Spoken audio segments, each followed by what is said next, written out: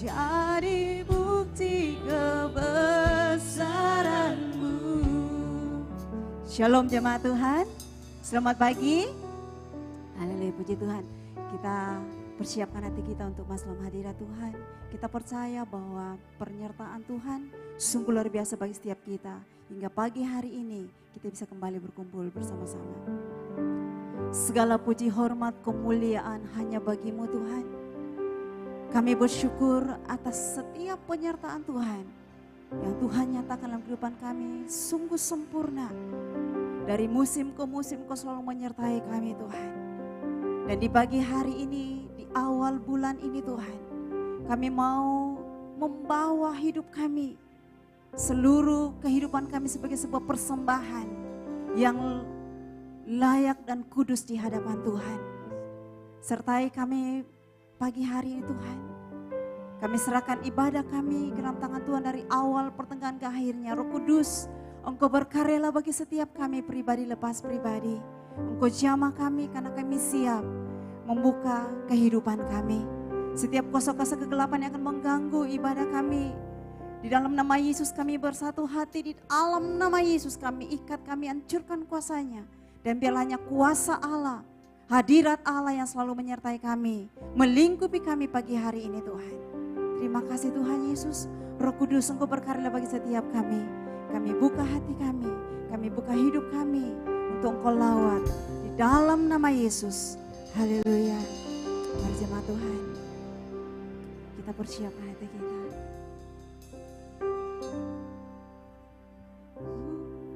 Musim berlalu, namun Kau selalu lihat aku. Katakan kasih-Mu, kasih dan setia-Mu tak pernah layu di hidupku. Lebih luas dari samudra, kebaikan-Mu Bapa takkan habis di hidupku. Lebih tinggi dari cakrawala, tak terbatas kasih-Mu. Sungguh ku bersyukur. Katakan semusim. Haleluya Yesus. Semusim berlalu, namun Kau selalu lihat aku. Kasih dan setia-Mu tak pernah layu di hidupku. Lebih luas dari samudra, kebaikan-Mu Bapa takkan habis di hidupku. Lebih tinggi dari cakrawala, tak terbatas kasih-Mu. Sungguh takkan lebih luas dari samudra, kebaikan-Mu Bapa takkan habis di hidupku. Lebih tinggi dari cakrawala, amin, tak terbatas kasih-Mu. Sungguh ku bersyukur. Biar pujian yang jemaat Tuhan yang naikkan kita sebagai ucapan syukur kita kepada Tuhan. Sama-sama. Yes.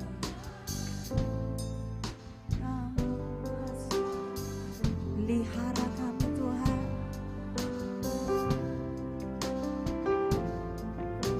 Kasih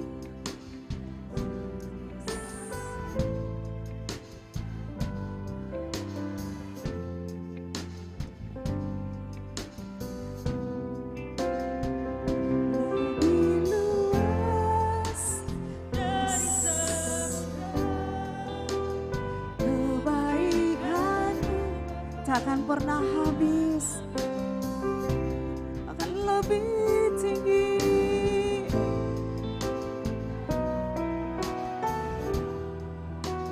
Tak terbatas kasih, sungguh takkan lepas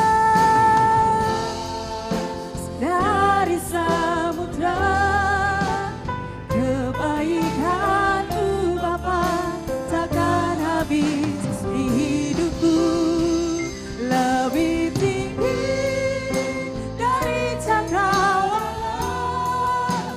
Tak terbatas kasih-Mu, sungguh ku takkan lebih luas. Amin.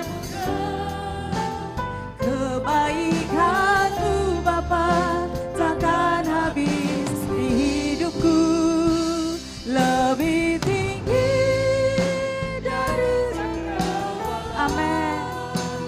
Tak terbatas kasih-Mu, sungguh ku bersama takkan luas dari samudra.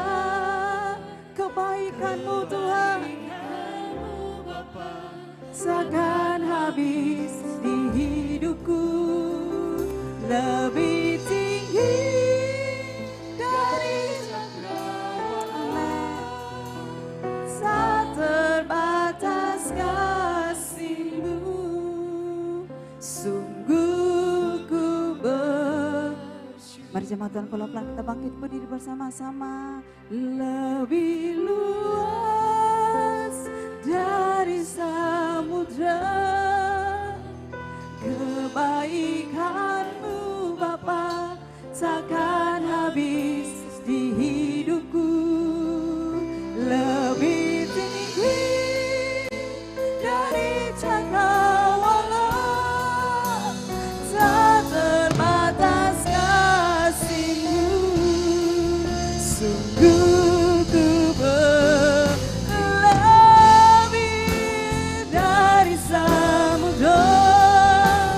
Kebaikan-Mu Bapa takkan habis di hidupku, lebih tinggi dari cakrawala.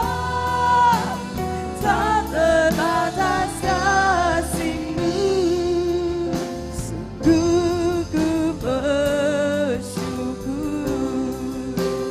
Tak terbatas kasih-Mu, sungguh ku bersyukur.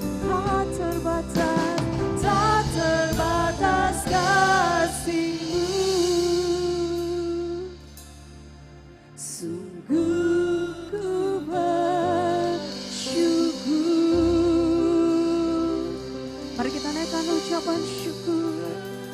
Terima kasih Tuhan, kami bersyukur.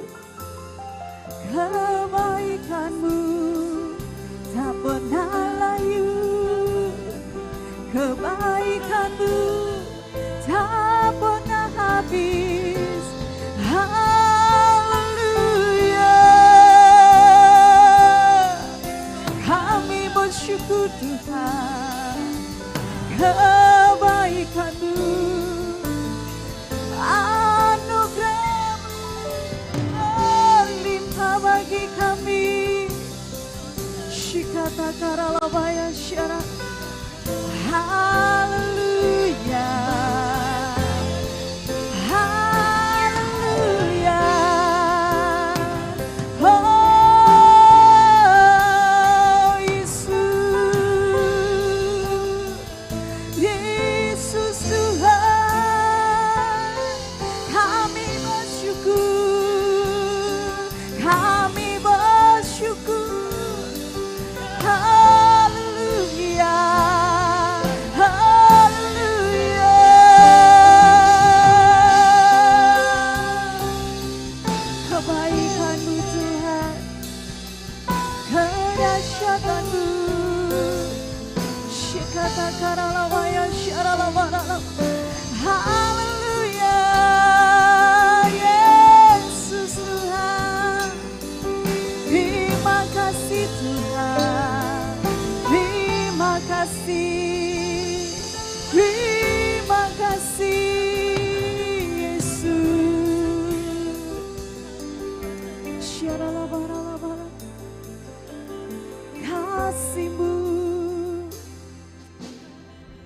ada karena kasih-Mu Tuhan. Kami ada karena anugerah-Mu Tuhan. Kiara Labaya, Syara Labara. Kami bisa melewati setiap musim Tuhan itu semua karena anugerah-Mu Tuhan. Haleluya. Kiara Labara Labaya, Syara Labara. Haleluya. Haleluya.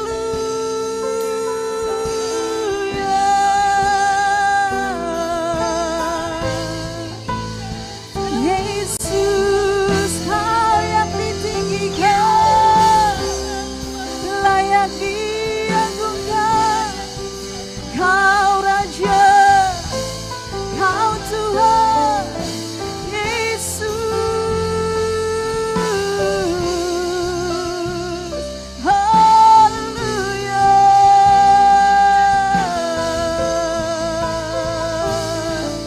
Oh Yesus Tuhan.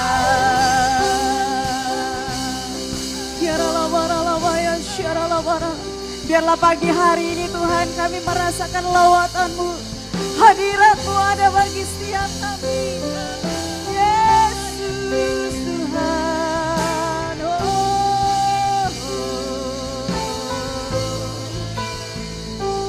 Haleluya. Haleluya. Haleluya. Kiara labara syara labara labaya kitri kiara labaya syara labara. Mari jemaat Tuhan kita buka tangan kita bersama-sama di hadapan Tuhan. Syara labara labara labara syara syara labara labaya syara shikata kara labaya syara syara labara labaya syara da da da da da. Kau layak Tuhan, Yesus Tuhan. Syara labara labara labaya syara labara. Engkaulah Tuhan, Engkaulah Raja, berdaulat atas hidup.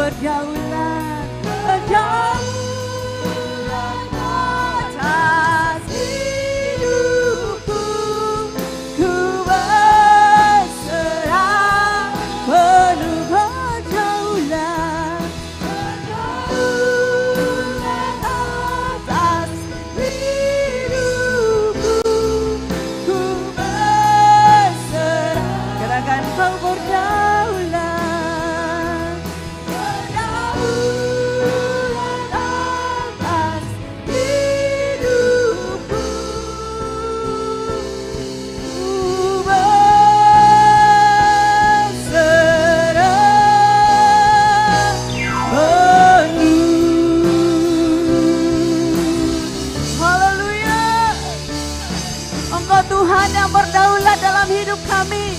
Engkau Raja di atas segala raja. Haleluya. Sama-sama katakan amin. Sepercaya kita semua orang yang diberkati Tuhan. Amin. Amin. Segala puji syukur hanya bagi nama Tuhan. Haleluya.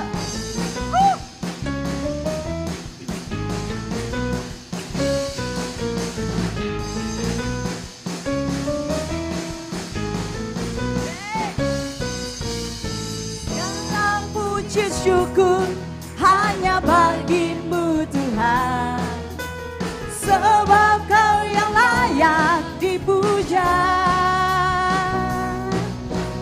Kami mau bersorak, tinggikan namamu. Haleluya. Katakan segala puji syukur. Segala puji syukur hanya bagimu Tuhan. Sebab kau yang layak dipuja. Kami mau bersorak, tinggikan namamu. Haleluya. Katakan soraklah haleluya. Soraklah haleluya. Amin. Soraklah haleluya. Haleluya. Sorak. Soraklah haleluya. Soraklah haleluya. Haleluya. Yes, segala puji syukur hanya bagi Tuhan.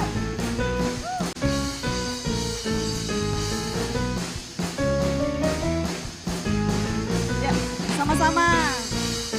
Segala puji syukur hanya bagimu Tuhan. Sebab kau yang layak dipuja. Kami mau bersorak, tinggikan namamu. Haleluya. Haleluya. Katakan soraklah haleluya.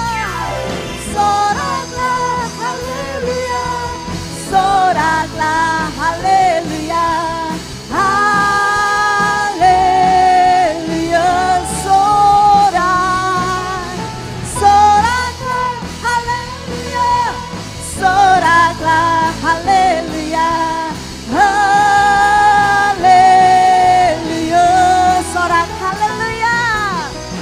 Soraklah haleluya. Soraklah haleluya. Haleluya. Sorak.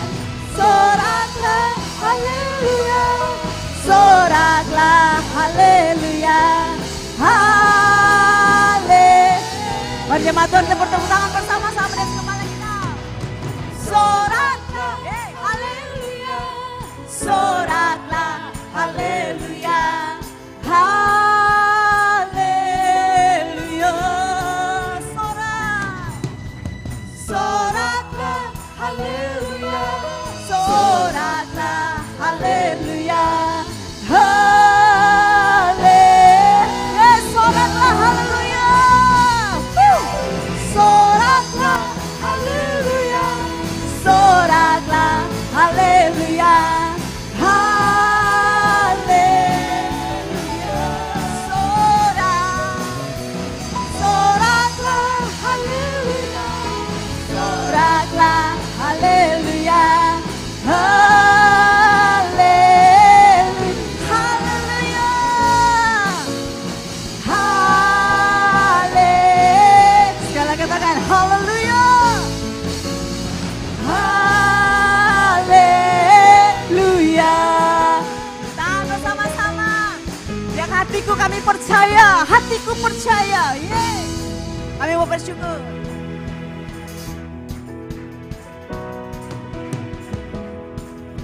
Selalu bersyukur sebab cintamu padaku takkan pernah berubah. Hatiku percaya walau bumi bergoncang, gunung-gunung beranjak, namun namun kasih setiamu tak pergi dariku. Ku mau selalu bersyukur, sebab cintamu padaku takkan pernah berubah. Hatiku percaya, walau bumi bergoncang, gunung-gunung beranjak, namun kasih setiamu tak pergi dariku. Tuhan, Kaulah kekuatan dan mazmurnya.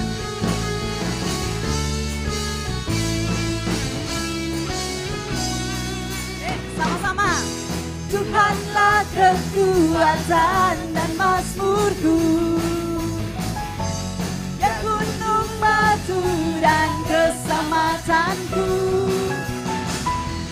Hanya padamu hatiku percaya,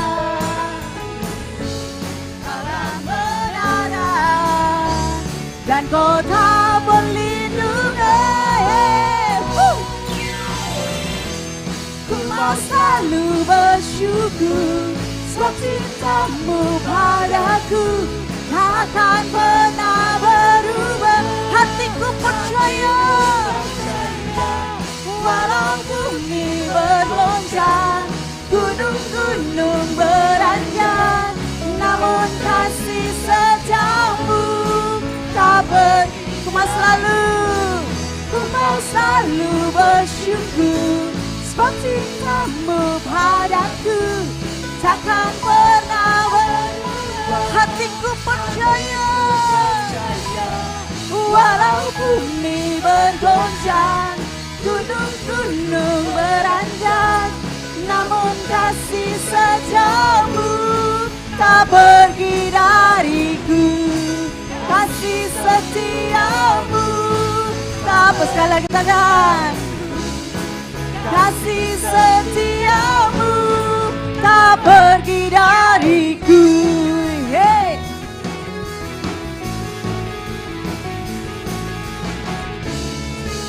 Haleluya.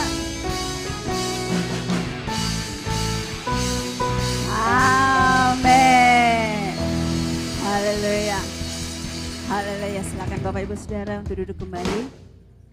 Kita akan persiapkan hati kita untuk diisi oleh kebenaran firman Tuhan. Kita percaya bahwa biarlah hati kita ingin dipulihkan, hati kita ingin dibentuk sama seperti Engkau Tuhan. Haleluya Yesus.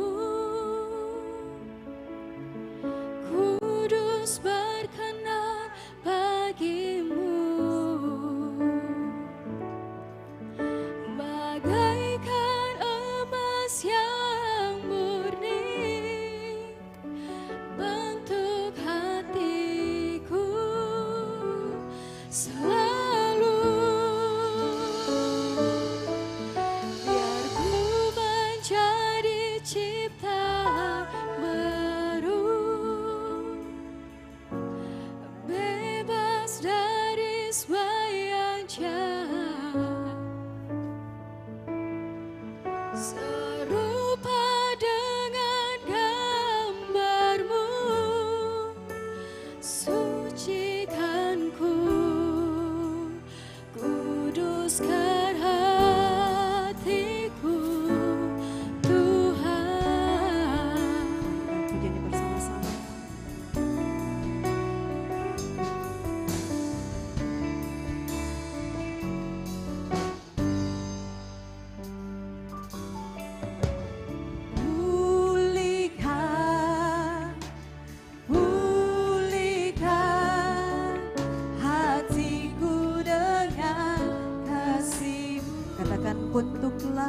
setiap kami.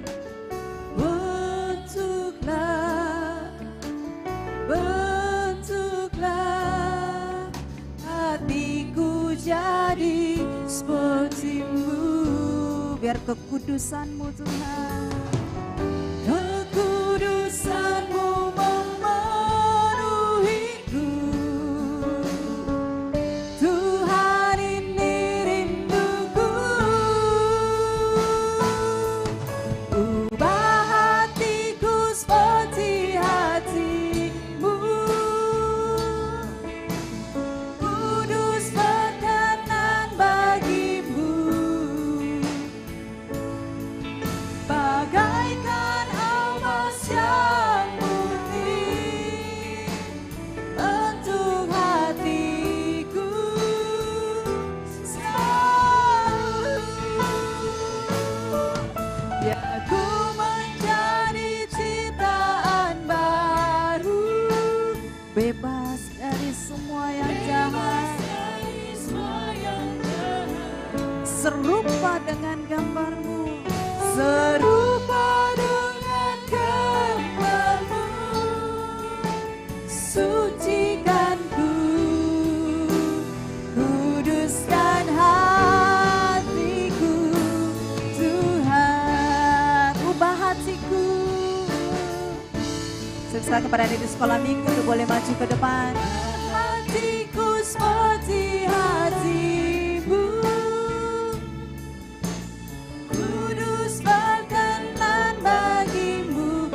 Tuhan, bisa cepet bangkit berdiri bersama-sama. Bagaikan emas yang murni bentuk hatiku selalu. Biar ku menjadi ciptaan baru, bebas dari semua yang jahat.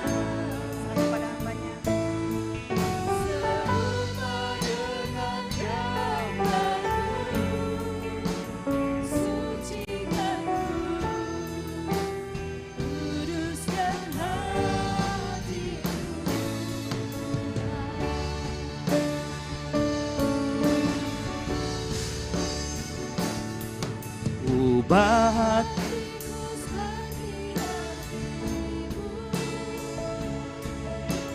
kudus berkenan bagi-Mu.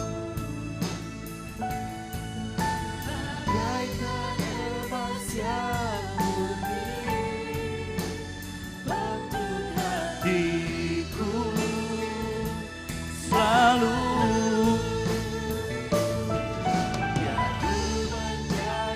Ciptaan baru, bebas dari semua yang jahat, serupa dengan gambar-Mu, sucikan ku, kuduskan hatiku. Ubah hatiku seperti hati. Yes. Biar jemaat Tuhan saja yang menyanyikan lagu ini. Amin. Bagaikan emas yang murni, sentuh hatiku selalu. Menjadi ciptaan baru, bebas dari semua yang jahat, serupa dengan gambar-Mu, sucikan ku, kuduskan hatiku. Beri kemuliaan yang meriah bagi Tuhan Allah kita. Haleluya. Beri tepuk tangan 1 menit buat Tuhan Allah kita. Haleluya. Haleluya. Haleluya. Haleluya. Haleluya. Haleluya. Haleluya. Haleluya. Amin. Amin Tuhan. Kami memuji Allah yang besar, Allah yang bertahta di atas segala puja-pujian kami. Kami sudah memuji dan memuliakan Kau. Tiba saatnya kami akan mendengarkan firman Tuhan. Tuhan tolong biar firman-Mu yang disampaikan oleh hamba-Mu dapat kami terima, dapat kami pelihara dan kami lakukan dalam kehidupan kami. Roh Kudus, singkapkan kepada kami apa yang harus kami lakukan. Singkapkan kepada kami firman-Mu sehingga kami menjadi kuat, kami menjadi kokoh di atas Engkau. Terima kasih Bapa, terima kasih Yesus. Kami siapkan hati kami, urapi hamba-Mu. Hamba-Mu bukan siapa-siapa. Biar Engkau pakai mulut lidah hamba-Mu untuk memberkati jemaat-Mu. Di dalam nama Tuhan Yesus Kristus. Yang siap mendengarkan firman Tuhan, sama-sama katakan amin. Silakan duduk Bapak Ibu Saudara sekalian. Shalom. Puji Tuhan karena pagi hari ini kita masih diberi kesempatan yang luar biasa untuk memuji dan memuliakan nama Tuhan. Dan saya yakin dan percaya karena kasih karunia Tuhan yang melimpah dalam kehidupan kita. Yang setuju katakan amin. Nah pagi hari ini kita akan belajar firman Tuhan sesuai dengan tema yang diberikan oleh Badan Pengurus GBI, yaitu mengenai hikmat dalam kesesakan. Nah kita buka dulu firman Tuhan di Matius 7 ayat 24 sampai dengan 27. Nah kita juga siapkan hati kita tetap dalam sikap menyembah. Karena kita akan berhadapan dengan tubuh dan darah Yesus. Mari kita buka di dalam Matius 7 ayat 24 sampai dengan 27. Firman Tuhan yang sudah ketemu sama-sama katakan amin. Saya jemput jemaat Tuhan untuk bangkit berdiri. Kita akan membaca berganti-gantian. Saya ayat yang genap, Bapak Ibu Saudara sekalian ayat yang ganjil. Di sini hanya ada 4 pasal, jadi kita baginya 2-2. Yang setuju katakan amin. Saya jemput jemaat bangkit berdiri, saya baca ayat ke-24. Matius 7 ayat 24 sampai dengan 27. Setiap orang yang mendengar perkataanku ini dan melakukannya, ia sama dengan orang yang bijaksana yang mendirikan rumah di atas batu.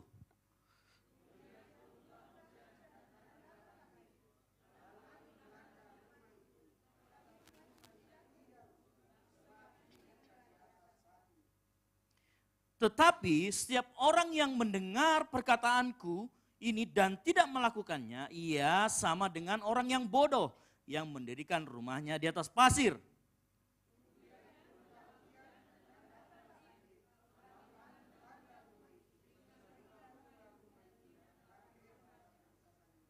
Amin. Silakan duduk Bapak Ibu Saudara sekalian. Berbagai orang yang mendengarkan firman Tuhan memelihara dalam hatinya dan melakukannya dalam kehidupan sehari-hari. Amin. Nah, kalau kita baca firman tersebut, ada hal yang menarik yang Tuhan mau tunjukkan kita pada pagi hari ini. Ya kalau kita baca perumpamaan itu, ada 2 persamaan. Ada hal yang sama, tetapi ada juga hal yang membedakan dari kedua orang tersebut. Jadi Yesus mencoba membandingkan 2 orang. Yang pertama adalah orang yang dikatakan apa? Mendengar dan melakukan. Itu seperti membangun rumah. Yang kedua ada yang mendengar tetapi tidak melakukan. Nah kalau kita melihat ternyata ada persamaannya. Persamaan yang pertamanya tentunya, perhatikan, kedua orang ini sama-sama mendengarkan firman Tuhan. Setuju katakan amin. Makanya diibaratkan dengan membangun rumah. Belum membangun rumah ini, sama-sama membangun rumah. Ya, orang yang kedua juga mendengarkan firman. Orang yang pertama juga mendengarkan firman. Ya. Dan ini diibaratkan sama seperti membangun rumah. Jadi kalau kita bicara tentang mendengarkan firman, berarti Yesus ini berbicara tentang orang yang percaya atau belum percaya? Orang yang percaya. Kita semua ini mendengarkan firman.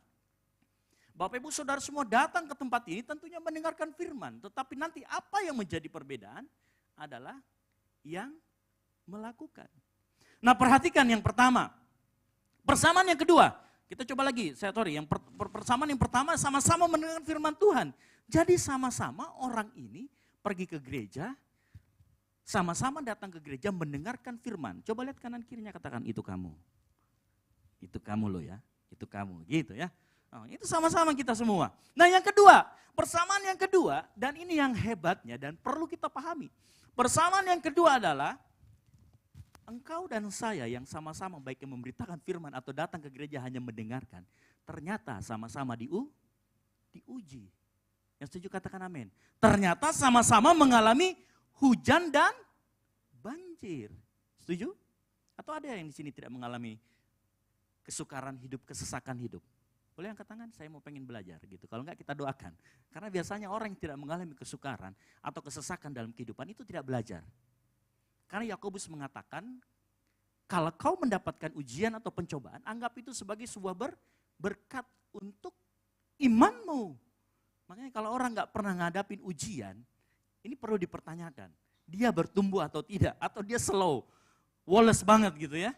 Tapi yang di sini kita lihat ternyata ada persamaannya. Sama-sama mengalami banjir. Jadi kita bisa ambil kesimpulan dari dua persamaan ini ternyata.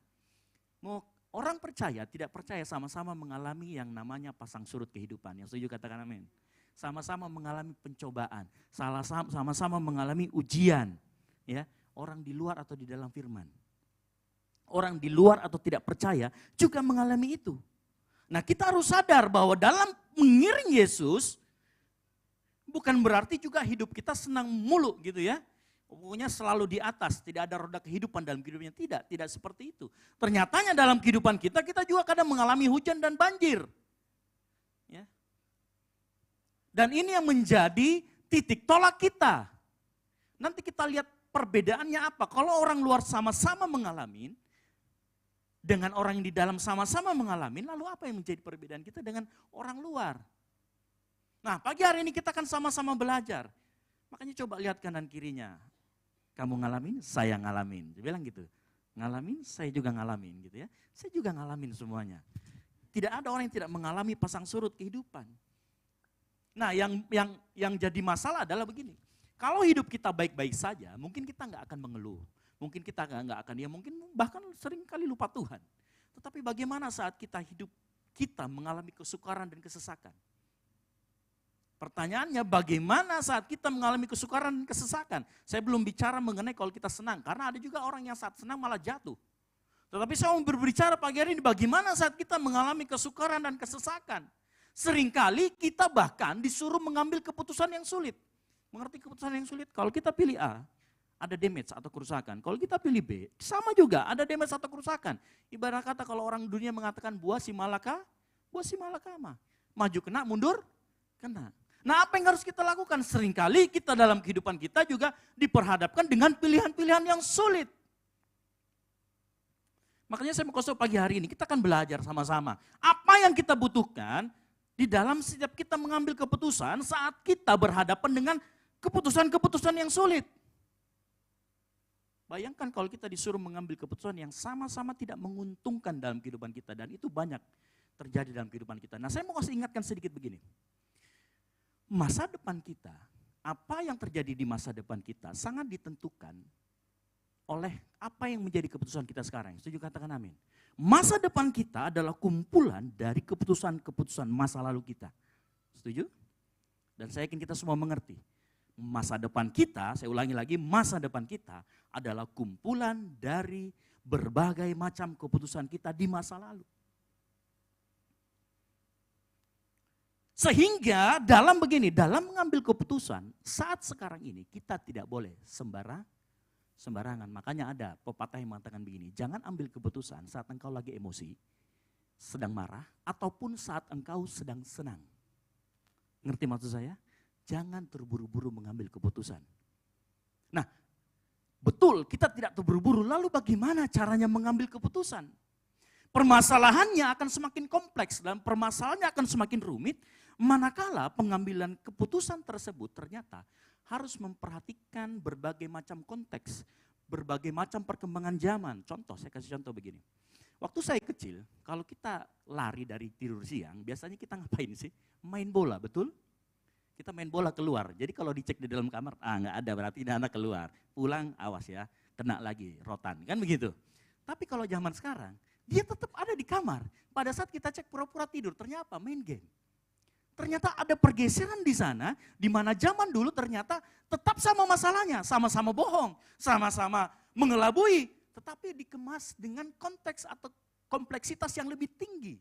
Belum lagi pada saat kita menghadapi pandemi, terpaksa melakukan ibadah secara online untuk memenuhi kebutuhan kita akan pertumbuhan rohani. Ada banyak permasalahan yang sebenarnya intinya sama, tetapi konteksnya beda. Nah ini seringkali menambah rumit akan keputusan yang mau kita ambil, betul? Bahkan terkadang serasa stresku deh. Aduh, ternyata susah sekali ini. Padahal sebenarnya masalah intinya dari zaman dulu sampai zaman sekarang sama. Hanya kemasannya yang berbeda. Nah lalu kemudian apa yang kita butuhkan dalam mengambil keputusan itu? Itulah namanya pagi hari ini kita akan belajar yang namanya hikmat. Sama-sama katakan, hikmat. Ulangi, hikmat. Betul, bahasa Inggrisnya wisdom. Nah apa itu hikmat? Kita perlu sama-sama di dalam pengambilan keputusan tersebut, kita harus punya yang namanya hikmat, terutama di dalam kesesakan, kesukaran. Kita butuh yang namanya hikmat. Supaya apa? Keputusan yang kita ambil sekarang, kalau kita tepat, maka masa depan kita akan baik. Tetapi kalau keputusan kita salah, ya bisa jadi masa depan kita tidak lebih baik. Nah ini harus kita perhatikan. Oleh karena itu, hikmat itu menjadi sangat penting. Kita buka, kalau kita bicara tentang hikmat, maka kita tidak jauh-jauh berbicara dari Amsal. Kita buka Amsal 8 ayat yang ke-10.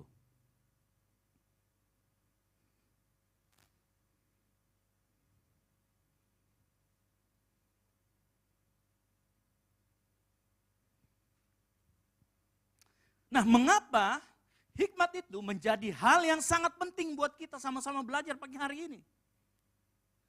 Amsal 8 ayat yang 10. Saya akan bacakan ya, sudah ketemu katakan amin. Terimalah didikanku lebih daripada perak dan pengetahuan lebih daripada emas pilihan. Ya. Berikutnya, karena hikmat lebih berharga daripada permata, apapun yang diinginkan orang tidak dapat menyamainya. Nah perhatikan, ternyata hikmat itu kata Amsal, kata firman Tuhan, itu lebih dari pertama perak, ya, kemudian emas dan permata. Ya, kalau kita lihat perak, emas 24 karat itu permata rubi, zamrud dan lain sebagainya. Kenapa penulis Amsal mengatakan bahwa hikmat itu lebih berharga daripada itu semua? Ya. Mungkin juga kita harus perlu tahu kenapa hikmat itu sangat penting. Begini, hikmat itu akan menolong kita menjadi orang yang bisa menyelesaikan segala permasalahan kita. Yang setuju katakan amin. Jadi hikmat kita butuhkan karena begini, ada permasalahan yang ternyata tidak bisa diselesaikan dengan kekayaan. Ada banyak permasalahan yang tidak bisa diselesaikan dengan pangkat dan jabatan Anda. Yang setuju katakan amin. Dan itu yang kau butuhkan, yang kita butuhkan adalah hikmat. Makanya sama-sama katakan hikmat. Ada banyak persoalan, anak nakal bisa pakai uang supaya dia jadi baik? Tidak bisa. Ada banyak hal yang kita tidak bisa selesaikan dengan uang, dengan jabatan. Bapak Ibu tahu ada banyak kasus belakangan ini ya. Mulai dari kasus Sambo dan lain sebagainya, kemudian ada kasus pemukulan dan lain sebagainya. Bisa diselesaikan dengan uang. Yang bersangkutan sekarang sudah dipenjara, dijatuhi hukuman mati. Jabatan, kekayaan, pangkat. Kasus pemukulan, ada yang bisa selesaikan dengan uang, dengan pangkatnya, dengan jabatannya? Hampir tidak ada. Oleh karena itu yang kita butuhkan sebenarnya hikmat. Hikmat itu begini Bapak Ibu Saudara sekalian. Saya akan kasih pengertiannya yang lebih mendalam nanti. Cuman saya kasih sedikit gambaran. Hikmat itu lebih sekedar dari pengetahuan. Hikmat itu lebih sekedar dari kepintaran. Anda pintar matematika, Anda pintar melukis, Anda pintar main musik. Hikmat itu bahkan lebih dari kebaikan. Saya kasih contoh begini. Kalau Bapak Ibu ketemu sama orang pengangguran, yang mana lebih berhikmat? Membantu dia, kasih uang, atau memberi dia pekerjaan? Memberi yang pekerjaan. Itu hanya bisa didapatkan kalau engkau punya hikmat. Kalau engkau nggak punya hikmat, engkau hanya kasih pengangguran itu uang, dia akan menjadi malas. Bukannya malah menolong, tetapi menjerumuskan. Nah ini yang berbahaya. Oleh karena itu kita perlu hikmat. Hikmat juga bukan sekedar antara boleh dan tidak boleh. Ngerti maksud saya? Ada banyak orang yang sering bertanya sama kita, Kak boleh nggak kita sih pacaran dengan orang yang beriman? Tidak beriman? Boleh nggak sih kita merokok Kak, boleh nggak sih kita begini? Ada banyak pertanyaan-pertanyaan yang itu yang sebenarnya kalau engkau memiliki hikmat Tuhan, engkau nggak akan bertanya itu. Tetapi permasalahannya adalah kebanyakan orang tidak ada hikmat dan kekurangan hikmat.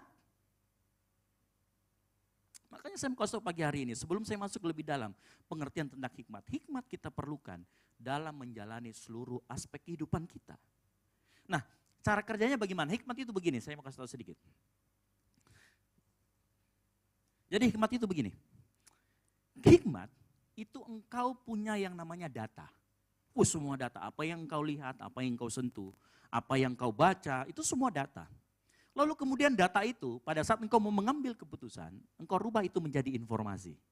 Informasi adalah data yang berguna yang kita akan pakai. Dan pada saat engkau menimbang, disitulah engkau membutuhkan hikmat. Yang setuju katakan amin. Pada saat engkau menimbang pilihan A atau pilihan B, wah ini kalau saya memilih A akan seperti ini. Misalkan contoh, engkau ditawari pekerjaan, ada 2. Misalkan, Ayu dulu pernah cerita sama saya, Kak saya ditawarin ada 2 bang Kak. Begini, ada 2 bang yang tawari saya pekerjaan Kak. Yang satu di sini, yang satu di sini. Nah kalau yang di sini gajinya lebih rendah. Itu semua data dan informasi yang berguna buat kita. Kalau yang di sini Kak agak jauh tapi tinggi. Yang mana yang harus diambil? Nah ini kita perlu yang namanya hikmat. Contoh lagi misalkan anak sekolah. Setelah saya lulus, saya pengen kuliah di kedokteran. Tetapi kalau kedokteran itu, saya kan butuh biaya yang banyak. Ternyata adalah juga namanya STAN. Yang ini gak perlu biaya apa-apa. Hanya yang penting mendaftar lulus, kemudian bahkan pada saat kuliah dibiayain. Nah, lalu kemudian kau berpikir, orang tua saya mampu atau tidak membiayai. Itu semua data dan informasi dalam mengambil keputusan. Tetapi dalam menimbang, engkau membutuhkan yang namanya hikmat. Yang setuju katakan amin. Makanya begini. Saat engkau dalam kesusahan, saat engkau dalam kesulitan, yang pertama harus engkau lakukan adalah memohon hikmat. Nanti saya akan bukakan ayatnya. Tapi saya mau kasih tahu dulu pengertian hikmat yang pertama. Karena kita perlu dalam mengerti apa itu hikmat. Sehingga apa? Dalam setiap kali kita mengambil keputusan, kita punya hikmat Tuhan. Amsal 8 ayat 14, pengertian pertama. Amsal 8 ayat yang ke-14. Nah perhatikan, Amsal 8 ayat 14 yang sudah ketemu katakan amin. Padaku ada nasihat dan pertimbangan, akulah pengertian, padakulah kekuatan. Nah perhatikan, saya mau simpulkan padaku ada pengertian, akulah pengertian. Nah pengertian itu maksudnya apa? Dalam bahasa aslinya pengertian itu contohnya begini. Pengertian itu mengetahui bagaimana cara kerja sesuatu. Ya. Pengertian itu gini, mengetahui cara kerja sesuatu. Saya kasih contoh begini. Saya punya motor Honda PCX di bawah. Orang yang gak pernah mengendarain, dia gak tahu kalau kuncinya itu gak perlu dimasukin. Yang penting dikantongin aja, lalu kemudian agak didorong sedikit, lalu diputar. Nah itu artinya dia mengerti cara kerja sesuatu. Nah hikmat pada pengertian yang pertama itu mengerti cara kerja sesuatu. Contoh lagi misalkan, kalau kita anak mesin kan ada di sini, ada Aris, ada Jojo, ini anak mesin semua. Kalau kita mengerti cara kerja mesin, di sana ada yang namanya intake, ada namanya valve, ada namanya piston, ada pembakaran, ada kompresi, ada exhaust. Kita mengerti cara menggunakan barang itu. Kita mengerti juga cara kerjanya. Nah itu pengertian hebat yang pertama. Begitu pula dengan hubungan kita dengan sesama. Mengerti cara hubungan misalkan Anda orang tua dan anak. Hubungannya seperti apa? Enggak mungkin anak bapakmu mau panggil bro kalau nggak ditampilin ya. Puji Tuhan kan gitu.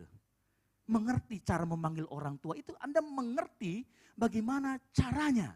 Bekerjanya itu seperti apa. Itu pengertian hikmat yang pertama. Dan kita harus mengerti. Yang kedua, pengertian hikmat yang kedua ya adalah Amsal 8 ayat yang ke-12. Kita baca. Jadi pengertian yang pertama adalah mengerti akan cara kerja sesuatu. Pengertian yang kedua, Amsal 8 ayat yang ke-12 berkata demikian. Aku, hikmat, tinggal bersama-sama dengan kecerdasan dan aku mendapat pengetahuan dan kebijaksanaan. Nah kata kecerdasan di situ diartikan seperti ini. Saya tidak kasih tahu bahasa aslinya, nanti bingung, bahasa apa itu ya. Saya langsung kasih tahu gini. Pengertian kedua, hikmat yang kedua itu begini. Saat saya kasih contoh, saat kau punya motor PCX itu, kantong sudah masuk di kantong, sudah dekat sama motornya, kuncinya sudah ada, nggak perlu dicolokin. Tiba-tiba pada saat engkau tekan, dia nggak mau keputar, dia nggak mau nyala. Ternyata tidak nyala lampunya. Nah, hikmat yang kedua pengertiannya, kamu tahu ini ada yang salah. Harusnya saya sudah dekat, lalu kemudian saya tekan, ini harusnya sudah nyala. Tetapi nggak nyala. Jadi hikmat yang kedua mengetahui bahwa cara kerjanya seperti ini, tetapi ternyata kenyataannya ada yang berbeda dari hal itu. Berarti mengetahui dan bisa mendeteksi apa yang salah. Jadi pengertian yang kedua adalah bukan hanya mengetahui cara kerja, tetapi juga bisa membaca yang mana yang salah. Kalau itu berjalan dengan tidak baik. Contoh kalau kita misalkan naik mobil, tiba-tiba macet di jalan. Yang pertama kita pikir apa? Bensin. Sudah diisi nggak bensinnya nih? Lalu yang kedua biasanya kita cek di dalam dashboard itu ada logo-logo tertentu yang kalau ternyata nyala ininya, wah ini kepanasan ini. Atau misalkan hot sama coldnya, wah ternyata sudah hot banget, sudah panas banget. Nah kita mengerti bahwa di sini wah ini bahaya nih, nggak boleh dikasih air. Harus ditenangkan dulu 30 menit baru ditambah, mungkin saja radiatornya rusak. Nah hikmat yang kedua itu seperti itu pengertiannya. Jadi yang pertama tahu caranya kerjanya seperti apa, lalu hikmat yang kedua itu mengerti kalau ada sesuatu yang salah. Contoh lain lagi saya begini, kalau ada tempat kejahatan, misalkan di dalam ruangan sini adalah tempat kejahatan yang biasa TKP lah, tempat kejadian perkara. Lalu kemudian kalau kita orang biasa masuk ke tempat itu ya sudah lihat biasa saja. Tetapi kalau seorang penyidik, dia akan melihat kanan kiri. Loh, misalkan si korban kan memegang dengan tangan kanan, kenapa dia di sini posisinya ada di sebelah sini, kenapa dia memegang dengan tangan kiri. Nah, dia melihat ada sesuatu yang janggal di sana. Nah, hikmat yang kedua pengertiannya seperti itu. Bisa melihat ada ketidakberesan di sana. Gitu ya. Makanya nanti hikmat bisa mendeteksi ada yang salah tidak dengan hidupmu. Ada yang tidak beres tidak dengan hidupmu. Itu hikmat. Makanya kalau kita tidak berjalan dengan hikmat, kita salah, kita akan bablas namanya ya. Jalan terus. Nah tetapi kalau kita memiliki hikmat, kita akan stop, berhenti. Loh kok ada yang salah ini? Kayaknya saya tidak seperti ini seharusnya. Itu hikmat. Dia mendeteksi apa yang bisa salah. Saya kasih contoh lagi, Dev itu, jadi waktu kecil Dev kan belum bisa ngomong, umur 2 tahun dia masih. Yang aneh adalah setiap kali dia kena dingin, setiap kali kita keluar rumah misalkan pagi-pagi dia bangun, dia akan meler. Kita bertanya-tanya, ini kenapa meler? Dan itu terjadi hampir setiap bulan. Kita tahu ada yang tidak beres dengan Dev ini. Lalu kemudian kita periksakan ke dokter, ternyata dia punya alergi. Nah untuk mendiagnosa itu kita butuh yang namanya hikmat. Pengertian yang ketiga, jadi kita sudah mengerti tadi yang pertama, tahu cara kerja sesuatu. Yang kedua, tahu juga mendeteksi ada yang salah atau tidak. Nah yang ketiga, karena yang pertama yang kedua ini hanya sifatnya mendeteksi, tetapi yang ketiga, maksud yang ketiga, kita buka Amsal 8 ayat 15. Amsal 8 ayat yang ke-15. Yang sudah ketemu katakan amin. Aku hikmat, ayat yang ke-15. Karena aku, para raja memerintah dan para pembesar menetapkan. Perhatikan kata karena di sana. Karena aku. Artinya hikmat ternyata di sini memiliki juga keahlian dan kemampuan dalam menghadapi kehidupan. Ya. Jadi kalau tadi kita sudah deteksi yang benar itu begini, kemudian ternyata yang tidak benar, ternyata hikmat juga artinya memiliki kemampuan untuk solving the problem. Untuk menyelesaikan apa yang salah itu. Jadi ada 3 tadi ya. Yang pertama mengetahui apa yang harusnya terjadi. Yang kedua mendeteksi kesalahan. Yang ketiga kalau ada kesalahan harus bisa cepat. Nah itu yang dinamakan karena aku, artinya apa? Hikmat ini menjadi bagian dari solusi. Nah, contoh, saya kasih contoh begini. Pada saat kita pandemi, pola ibadah kita berubah, betul ya? Dari offline seperti ini kemudian menjadi online. ya. Dan menjadikan ibadah itu menjadi online adalah salah satu solusi masalah agar iman kita tetap terbangun dari minggu ke minggunya. Dengan kita nonton ibadah online, di mana gereja manapun kita lihat dan kita mendengarkan firman, itu menjadi solusi. Nah, itu juga hikmat di dalamnya. Lalu pertanyaannya yang sering pamungkas, selalu dari mana Pak? Kita tahu hikmat itu mulai dari mana? Amsal 9 ayat 10 mengatakan begini, permulaan hikmat adalah takut akan Tuhan. Dan mengenal yang Maha Kudus adalah pengertian. Tadi disebutkan, aku adalah pengertian. Jadi pada saat yang pertama engkau harus takut akan Tuhan dan mengenal Tuhan, disitulah engkau mulai berhikmat. Mengapa permasalahannya, mengapa itu dimulai dari Tuhan? Bapak Ibu Saudara sekalian, Tuhan menetapkan dasar dunia ini dengan hikmatnya. Engkau pun diciptakan unik setiap orang berdasarkan hikmat Tuhan.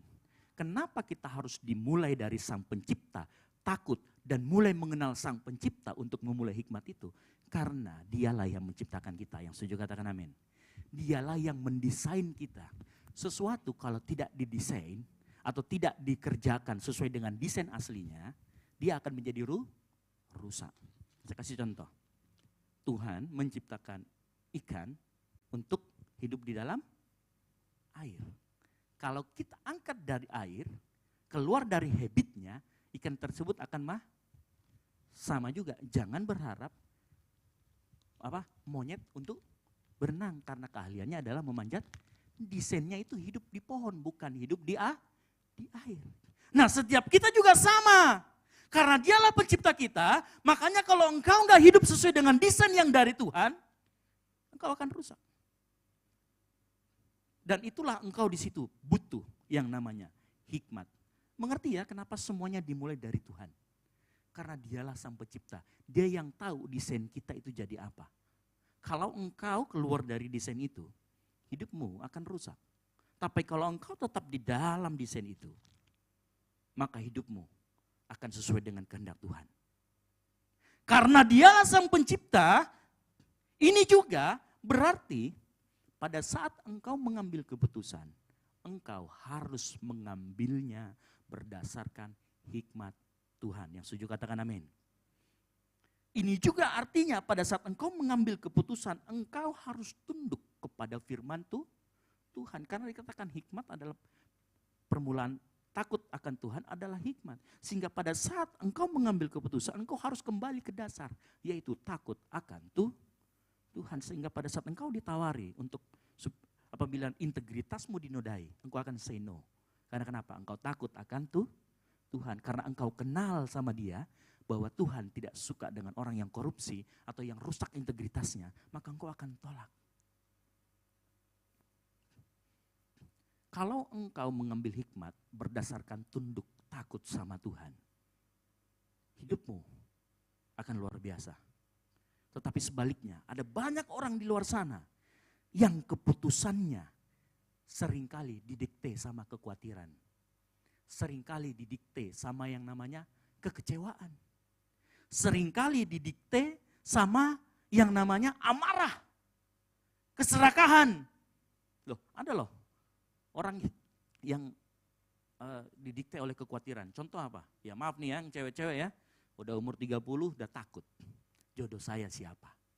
Lalu kemudian datanglah siapa saja, terima saja. Hidupnya dikontrol oleh ketakutan. Biasa seperti itu.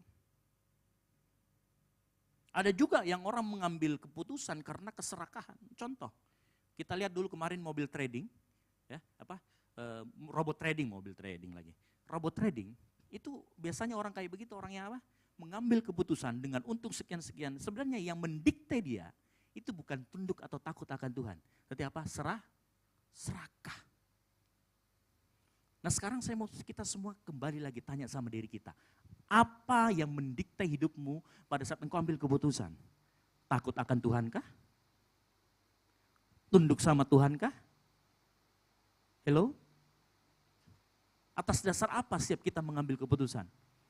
Saat kita memulai pelayanan kita, saat kita memulai segala aktivitas kita. Saat kita mengambil keputusan penting buat hidup kita, apa yang mendasari pertama? Apa takut akan Tuhan?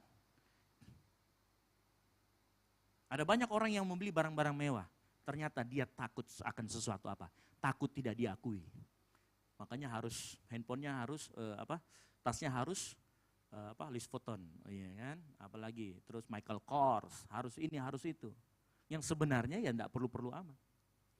Orang itu dikendalikan oleh yang namanya ketakutan tidak diakui. Lalu kemudian harus berutang banyak kanan kiri. Hanya untuk memenuhi gaya hidupnya. Ini juga salah satunya. Ada banyak orang yang seperti itu. Itu artinya engkau mengambil keputusan bukan didasarkan atas hikmat Tuhan. Tetapi karena engkau dikendalikan oleh ketakutanmu, kekhawatiranmu. Pagi hari ini coba. Saya mau kita merenung sebentar. Apa sih yang menjadi dasar kita mengambil keputusan? Hikmat Tuhan kah? Atau apa? Nah seringkali begini.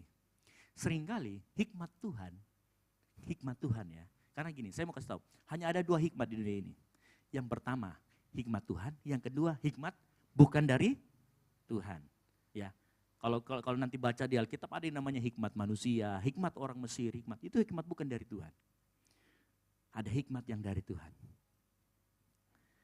Nah, seringkali hikmat yang dari Tuhan seringkali berlawanan dengan logika kita. Yang setuju katakan amin. Seringkali solusi yang ditawarkan oleh hikmat itu berlawanan dengan naluri kita, logika kita. Dan saat itu, yang engkau harus lakukan, bermain namanya di area iman. Yang kau butuhkan di situ adalah iman. Saya mau kasih contoh, saya cerita sedikit.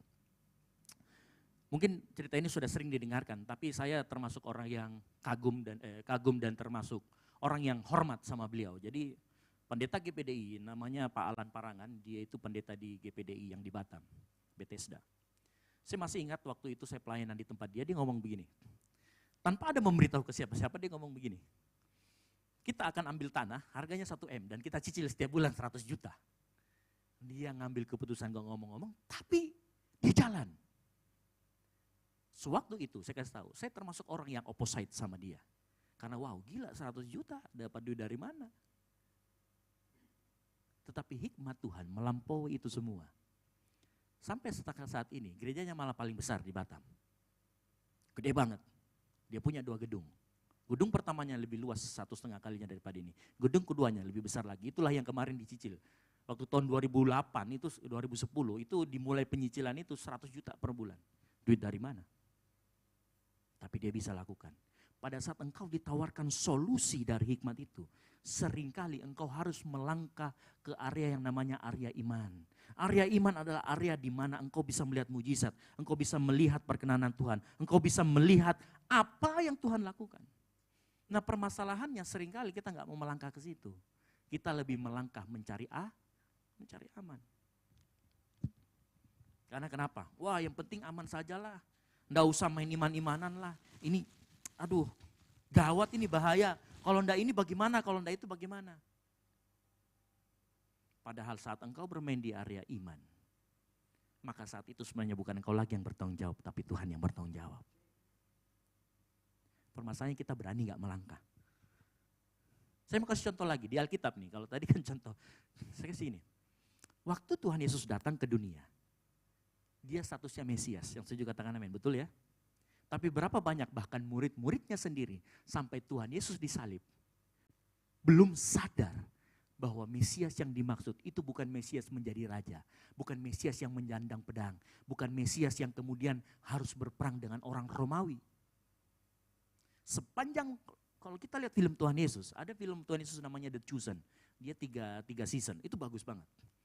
Jadi ternyata di situ murid-muridnya sepanjang mengikuti Yesus karena punya kepentingan sendiri. Contoh misalkan Simon Petrus, sampai dia ngomong, Tuhan kalau engkau jadi raja jangan lupa ya saya samping kirimu, yang satu samping kananmu, saudara bersaudara nih. Kenapa? Karena mereka berpikir bahwa kekuasaan, Wah, Mesias itu harus menyandang pedang, naik kuda putih, harus berperang sama Romawi. Ternyata itu adalah hikmat manusia. Begitu Tuhan ngomong, itu hikmat manusia. Hikmat Tuhan tidak seperti itu. Hikmat Tuhan melebihi itu. Yang terjadi apa? Yesus tidak jadi raja. Yesus malah disalib. Bapak Ibu Saudara sekalian, kalau kita hidup zaman itu, lalu kita pakai kalung salib, itu memalukan. Tapi betapa bangganya kita saat kita memakai kalung salib sekarang. Kenapa? Karena hikmat Tuhan membalikkan hikmat dunia. Setuju katakan amin. Bayangkan kalau kita hidup zaman itu, kita pakai kalung salib. Dikatain, waduh goblok banget ini orang terhukum ini malah. Malah kita diajakin. Tetapi dengan sekarang, dengan hikmat yang dari Tuhan, kita bisa mengerti bahwa salib itu adalah pengorbanan. Makanya kita sangat hargai salib itu. 1 Korintus 1 ayat 27 sampai 29. Kita buka sama-sama.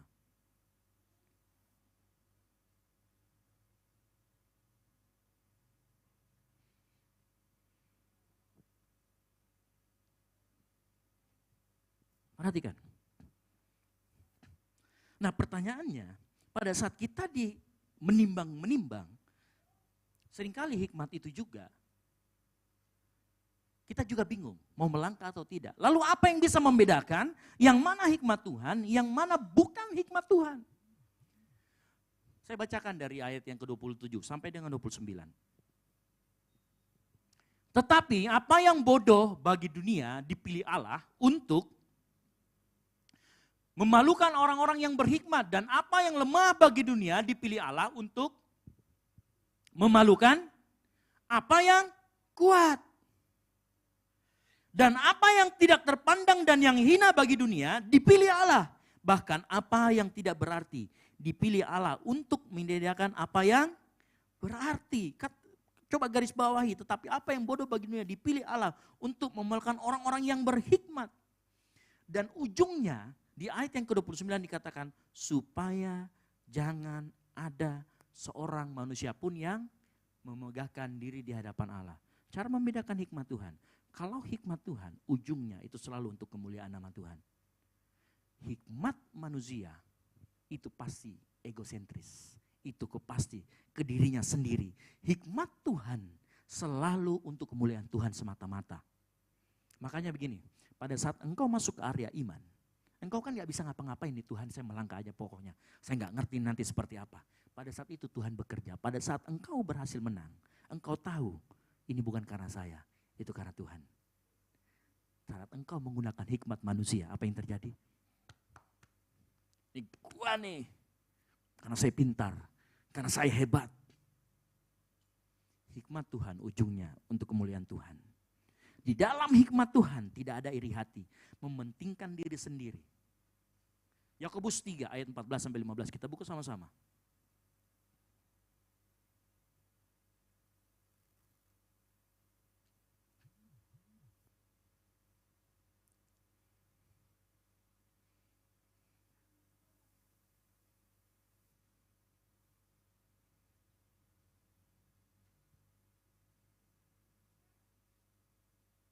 Ayat yang ke-14, jika kamu menaruh perasaan iri hati dan kamu, perhatikan, mementingkan diri sendiri, janganlah kamu memegahkan diri dan janganlah berdusta melawan kebenaran. Ayat 15, perhatikan, itu bukanlah hikmat yang dari atas, tetapi dari dunia, dari nafsu manusia, dari setan. Cara kerjanya bagaimana? Begini, dunia ini diciptakan oleh hikmat Tuhan. Begitu dosa masuk, hikmat Tuhan itu dirusak oleh manusia, dirusak oleh iblis dan oleh manusia sedemikian rupa sehingga apa? Yang tadi harusnya untuk kemuliaan Tuhan, akhirnya kemudian apa? Buat diri sendiri.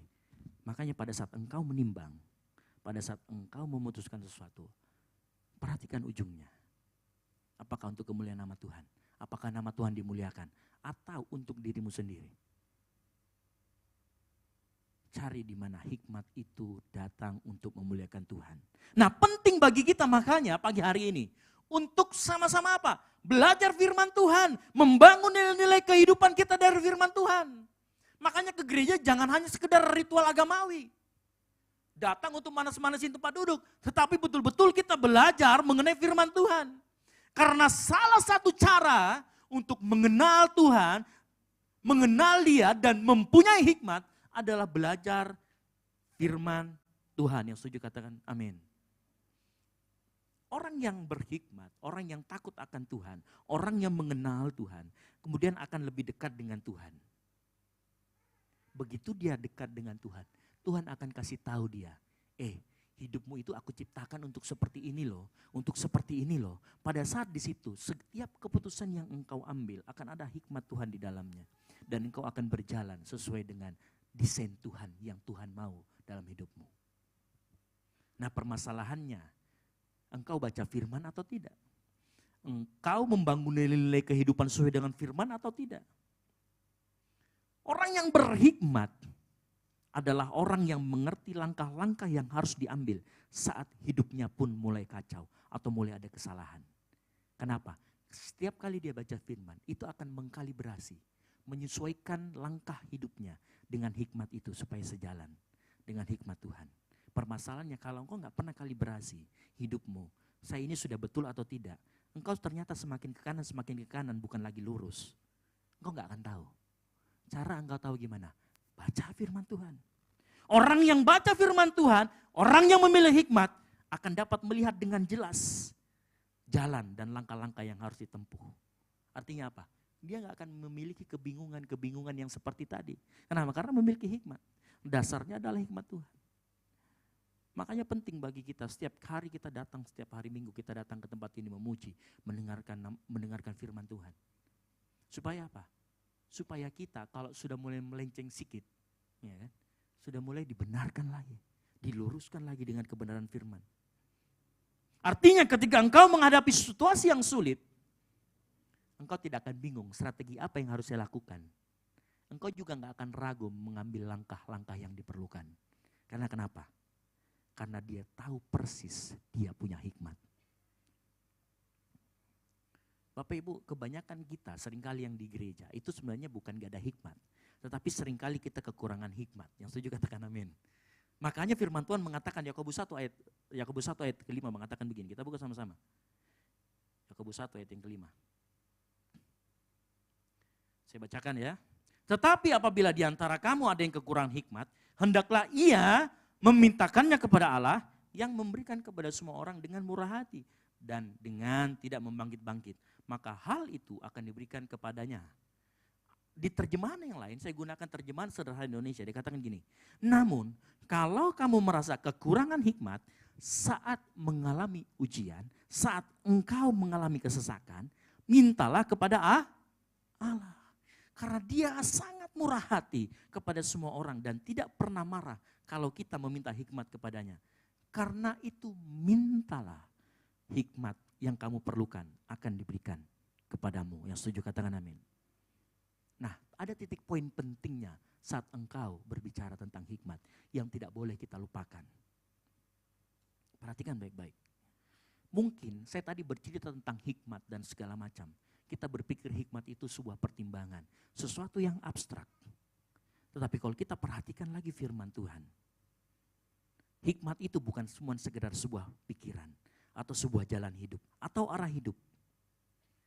Kalau kita baca di Amsal 1 sampai yang ke-8 itu berbicara hikmat sebagai sesuatu yang abstrak. Tetapi begitu dia ketemu ayat 8, tiba-tiba hikmat itu ngomong apa? Aku hikmat. Tiba-tiba dia menjadi seorang pribadi. Hikmat itu bukan sesuatu yang abstrak, tetapi kemudian dia dipersonifikasikan sebagai seorang pribadi. Siapa hikmat itu? 1 Korintus 1 ayat 24 berkata demikian. 1 Korintus 1 ayat 24. Tetapi untuk mereka yang dipanggil, baik orang Yahudi maupun orang bukan Yahudi, Kristus adalah apa? Kekuatan Allah dan hikmat Allah. Pada mulanya, perhatikan ya, Kristus adalah kekuatan Allah dan hikmat. Kata logos, Yohanes 1 ayat 1, pada mulanya adalah firman. Firman itu bersama-sama dengan Allah dan firman itu bersama-sama dengan Allah dan firman itu adalah Allah. Kemudian firman itu inkarnasi jadi manusia.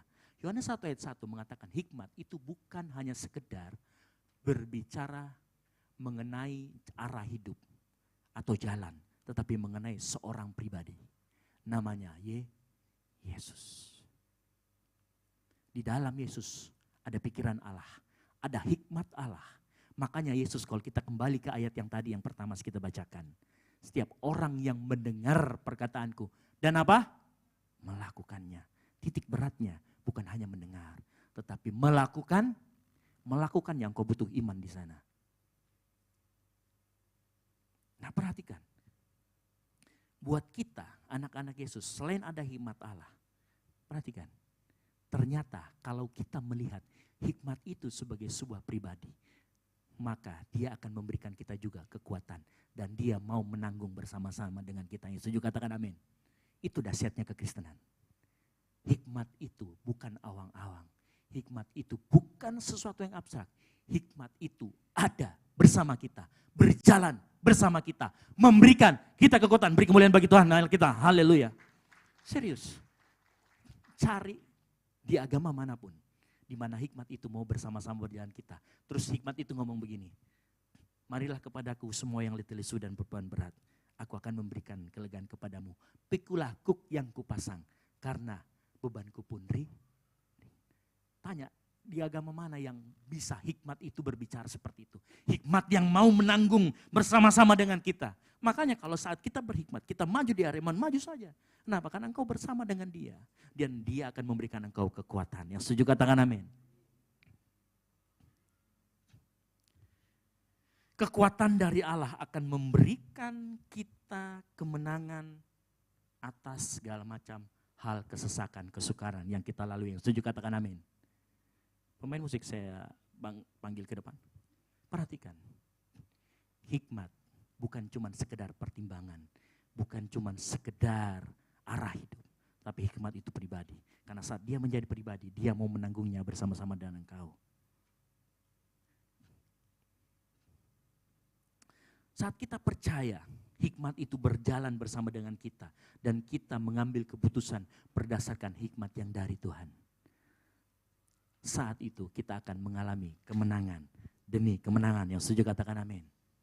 Arah hidup kita akan menjadi arah hidup yang sesuai dengan desain yang dari Tuhan. Hanya pada saat kita berjalan bersama Yesus. Hanya saat kita memiliki hikmat itu. Makanya hikmat orang Kristen berbeda dengan hikmat orang dunia. Kalau orang dunia bilang apa? Menabung, pangkal, kaya. Kalau firman Tuhan mengatakan ada orang yang menabur tapi bertambah kaya. Hikmat Tuhan seringkali opposite, berbanding terbalik dengan hikmat dunia. Di situ area imanmu diuji. Bapak Ibu, ada hal yang unik ya. Setiap kali saya selesai membacakan firman Tuhan, atau seperti tadi kita selesai membacakan firman Matius 7, saya akan ngomong begini.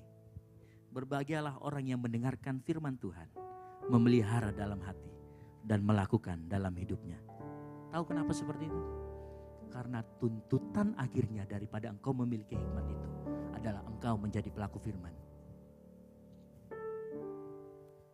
Yang mau jadi pelaku firman, lambaikan tanganmu. Haleluya. Saat engkau mau menjadi pelaku firman, engkau akan punya hikmat Tuhan. Engkau akan punya kekuatan Tuhan. Dan Tuhan itu pribadi Yesus itu sendiri. Namanya Yesus Kristus. Yang setuju katakan amin. Kita bangkit berdiri.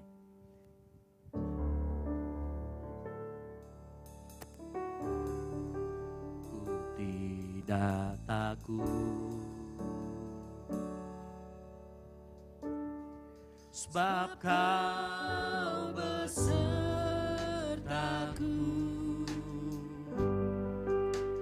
Ku tidak bimbang, sebab engkau Allahku.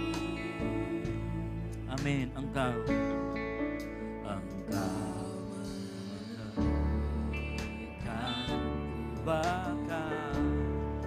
bahkan menolongku. Kau batu karang, Yesus, Yesus Tuhan, Yesus memegangku, Yesus memegangku dengan tangan kananmu. Yesus memberiku kemenangan. Yesus memegangku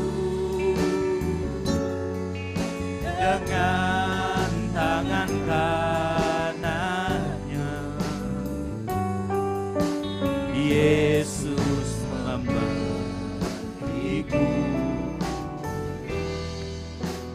kemenangan. Kalau kita berkata Yesus batu karang, maka kita harus percaya saat kita berjalan dan kita berdiri dengan teguh. Saat ada hujan, ada badai yang melanda, kita akan tetap kokoh. Karena kita berdiri di atas batu karang yang teguh, yaitu Yesus yang adalah hikmat Allah itu sendiri. Dan setuju katakan amin. Ku tidak takut, sebab Kau besertaku. Katakan ku tidak bimbang, sebab Engkau Allahku. Oh, Engkau meneguhkan. Amin. Bahkan menolongku. Kau batu karang kita, Yesus. Yesus Tuhan, Yesus memegangku, Yesus memegangku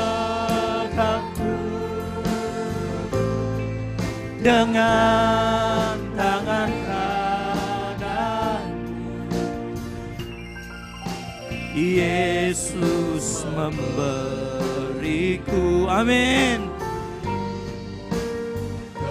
kemenangan. Yesus memegangku, Yesus memegangku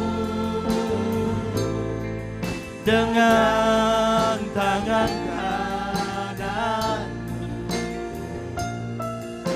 Yesus memberiku kemenangan. Biar cuma Tuhan saja katakan Yesus memegang.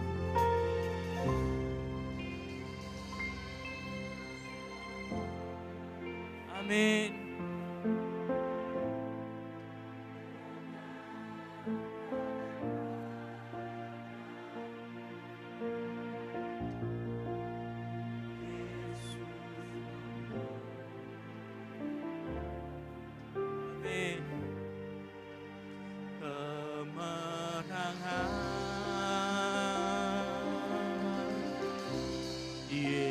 Yesus memegangku dengan tangan kanannya. Yesus memberiku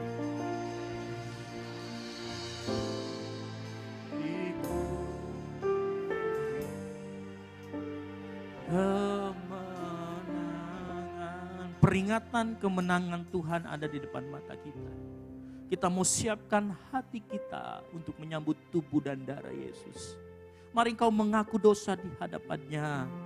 Kalau engkau mungkin hilaf, engkau mungkin melakukan sesuatu yang tidak berkenan, mari engkau minta pengampunannya. Supaya engkau menjadi orang yang dimenangkan. Orang yang dibenarkan oleh kuasa firman Tuhan. Oleh tubuh dan darah Yesus. Haleluya, haleluya, haleluya, haleluya. Amin. Mari sembah Tuhan. Mari sembah Dia.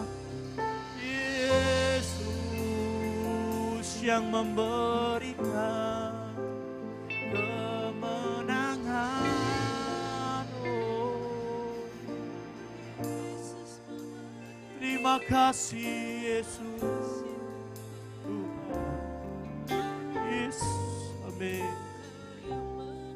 Mari saya jemput pelayan perjamuan untuk maju ke depan. Bapak Ibu Saudara sekalian dapat duduk dalam sikap menyembah Tuhan.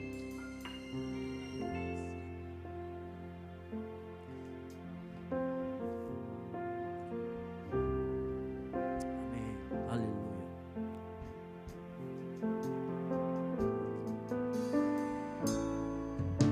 Sukacitaku penuh. Silakan duduk Bapak Ibu Saudara sekalian. Bermakmur bagimu karena ku tahu ku telah ditebus oleh curahan darahmu. Ku menari bagimu, ku memuji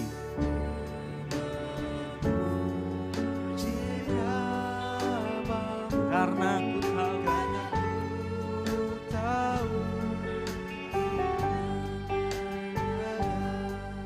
oleh curahan darahmu. Katakan sama-sama, darahmu, darahmu Yesus sucikan daku, darahmu Yesus bebaskan.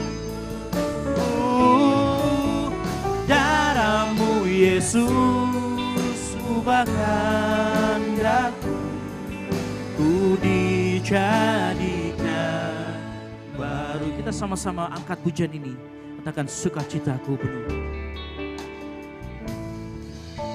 Sukacitaku penuh, ku bermazmur bagimu karena ku tahu ku telah ditebus oleh curahan darahmu.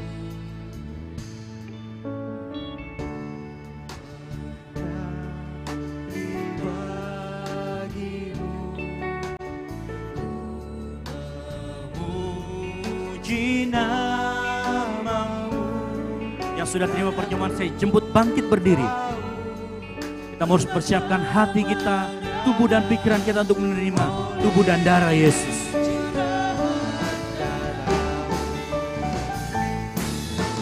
Darahmu Yesus sucikan daku, darahmu Yesus bebaskanku,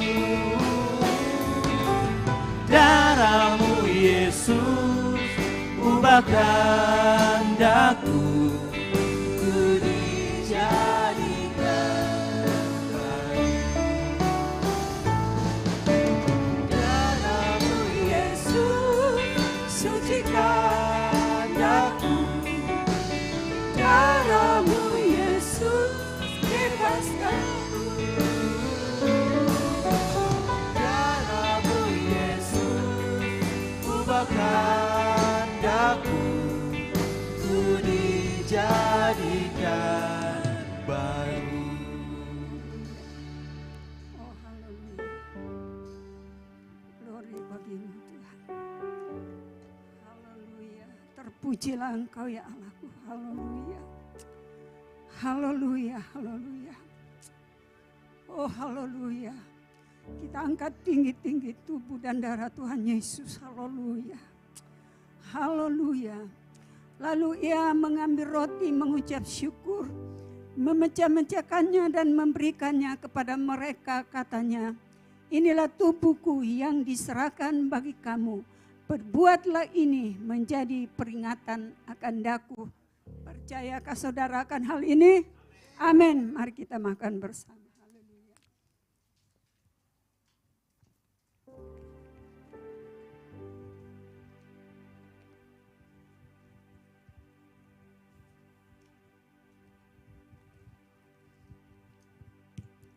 Haleluya. Haleluya. Mari kita angkat tinggi-tinggi roti yang ada di cawan yang ada di tangan kita. Demikianlah dibuatnya dengan cawan sesudah makan. Ia berkata, cawan ini, ya kelewatannya, kelebihan.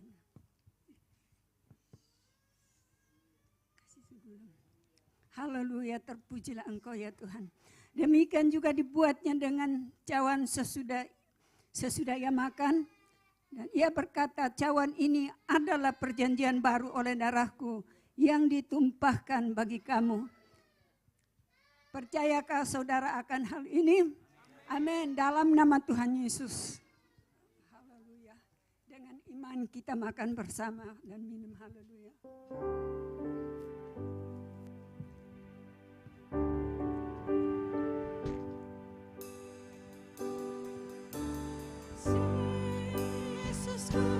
Terima kasih Yesusku, puji syukur hanya bagi Tuhanku.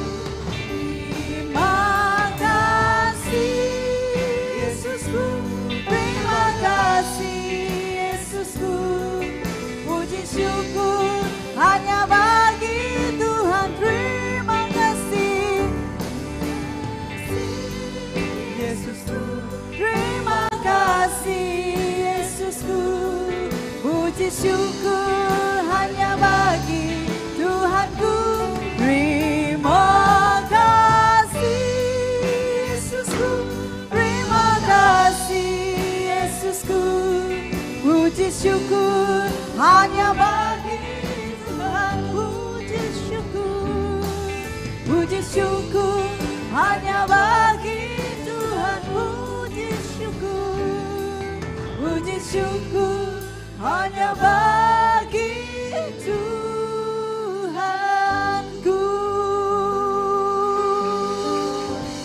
Haleluya. Terima kasih Tuhan Yesus. Terima kasih, kami bersyukur Tuhan buat pagi hari ini. Terima kasih buat firman-Mu Tuhan. Terima kasih buat kasih karunia-Mu sehingga pagi hari ini kami belajar Tuhan.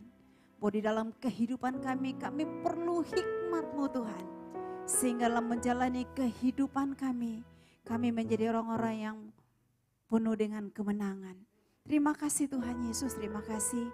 Dan saatnya Tuhan kami akan memberikan korban ucapan syukur kami. Berkati setiap korban syukur kami Tuhan, baik perpuluhan, ucapan syukur dan apapun Tuhan yang kami berikan. Tuhan memberkati yang masih sisa pada kami Tuhan. Ajar kami menjadi bendahara yang bijaksana, yang mengelolanya untuk kemuliaan dan kebesaran nama Tuhan. Terima kasih Tuhan Yesus, kami siap memberi hanya di dalam nama Yesus. Haleluya, amin.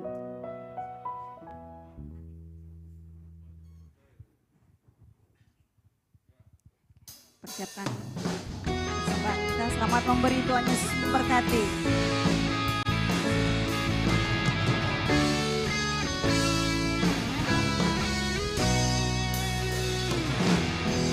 Tuhanlah kekuatan dan mazmurku, Dia gunung batu dan keselamatanku. Hanya padamu hatiku percaya, Kaulah menara dan kota perlindungan. Hey, ku mau selalu bersyukur, sebab cintamu padaku takkan pernah berubah. Hatiku percaya, walau bumi bergoncang, gunung-gunung beranjak, namun kasih setiamu tak pergi dariku. Haleluya. Tuhan, Kaulah kekuatan dan mazmurku.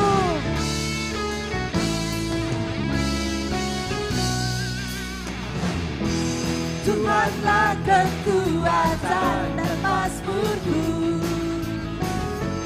Dia gunung batu dan keselamatanku. Hanya padamu hatiku percaya, Kaulah. Mari jemaat kita bangkit berdiri bersama-sama. Dan kota pelindung. mau selalu bersyukur, sebab cintamu padaku takkan pernah berubah. Katakan hatiku percaya, walau bumi bergoncang, gunung-gunung beranjak, namun kasih setiamu tak beri. Katakan ku mau selalu bersyukur, sebab cintamu padaku takkan pernah berubah. Hatiku percaya, walau bumi bergoncang, gunung-gunung beranjak, namun kasih setiamu tak pergi dariku. Kasih setiamu tak kasih setia Tuhan, kasih setiamu tak pergi dariku. Haleluya.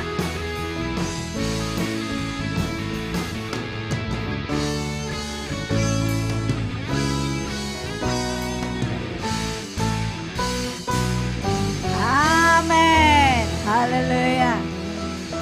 Puji Tuhan, silakan Bapak Ibu Saudara duduk kembali. Kita akan masuk untuk mendengarkan kegiatan kita sepekan. Shalom jemaat yang dikasihi Tuhan, bagaimana kabarnya seminggu ini? Saya yakin dan percaya ada sukacita yang luar biasa di dalam Tuhan. Ibrani 10 ayat 25 berkata, janganlah kita menjauhkan diri dari pertemuan-pertemuan ibadah kita, seperti yang dibiasakan oleh beberapa orang. Mari kita saksikan kegiatan GBI Oikumene selama sepekan. Komsel GBI Oikumene telah dimulai dan saat ini terbagi menjadi 3 wilayah. Wilayah 1 meliputi daerah Telo, Antang, Puri, Todopuli, dan wilayah sekitarnya. Wilayah yang kedua meliputi daerah BTP, Telkomas, Bontoramba, Wesabe, dan sekitarnya. Dan wilayah yang ketiga meliputi daerah Daya, Sudiang, Maros, dan sekitarnya. Mari bergabung dalam grup WhatsApp atau hubungi nomor berikut untuk informasi mengenai Komsel. Pastikan kita semua tergabung dalam Komsel agar bertumbuh semakin dengan Kristus. Latihan untuk ibadah Generation of Light Community Church akan dilaksanakan setiap hari Jumat jam 7 malam bertempat di gereja. Dan latihan untuk ibadah raya Minggu pagi dilaksanakan setiap hari Sabtu jam 7 malam bertempat di gereja. Mari jemaat Tuhan dan para pelayan untuk mengikuti doa puasa yang diadakan setiap hari Sabtu jam 4 sore bertempat di gereja. Jangan lupa hadir ya. Berikutnya, untuk hari Minggu, ibadah raya Minggu pagi akan diadakan pukul 9 pagi bertempat di gereja. Dan ibadah Generation of Light Community Church akan dilaksanakan hari Minggu sore pukul 5 sore. Kami mengundang seluruh jemaat yang hadir, yang rindu untuk melayani Tuhan, mari bergabung dan mengambil bagian dalam pelayanan di GBI Oikumene. Mari kita pergunakan talenta dan waktu yang Tuhan telah berikan dengan baik. Demikian pengumuman sepekan, saya Yori, selamat hari Minggu, Tuhan Yesus memberkati.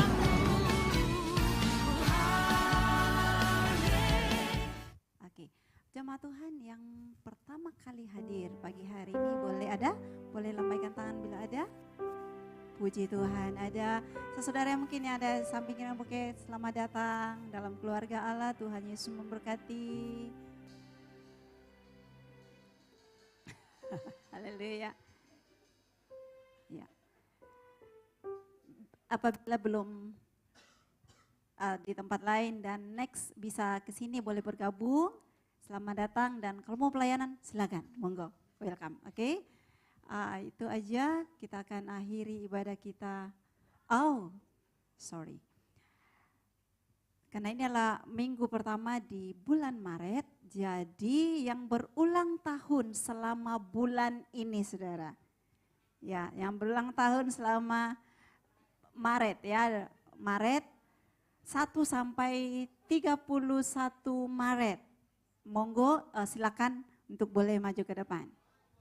Oke, Aris.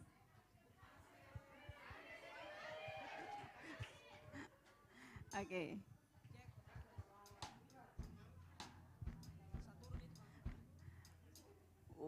Tuhan Yesus berkati. Masih ada? Iya, masih ada? Monggo silakan. Yang berulang tahun selama bulan ini saudara, Maret ya. Bukan hanya hari ini, tapi selama bulan ini 1 sampai 31 Maret. Just only one. Ya, boleh Ibu Gembala untuk boleh berdoa. Silakan. Mari jemaat Tuhan, kita angkat tangan kita bersama-sama, kita mau berdoa buat Bapak dan saudara kita di depan yang berulang tahun bulan ini. Tuhan memberkati dalam setiap hal dikerjakan.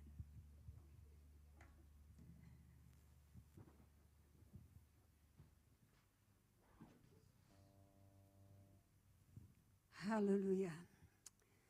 Di hadapan hadirat-Mu Tuhan, kedua kekasih kami hari ini telah Engkau tambahkan usianya setahun lagi.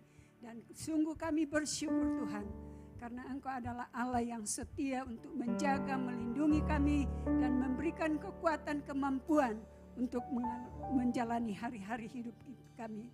Sebab itu ya Bapa, hari ini bersama-sama kami dengan kedua kekasih kami ini datang di hadapan-Mu, mohon supaya ke depan Tuhan terus menjaga, melindunginya, dan memberikan kekuatan, memberikan berkat-berkat baik secara jasmani, rohani, kiranya diberikan kepada mereka sehingga mereka bisa merasakan kebaikan Tuhan dan pertolongan Tuhan, dan telah dia rasakan sepanjang tahun ini sudah Engkau tambahkan usianya setahun lagi.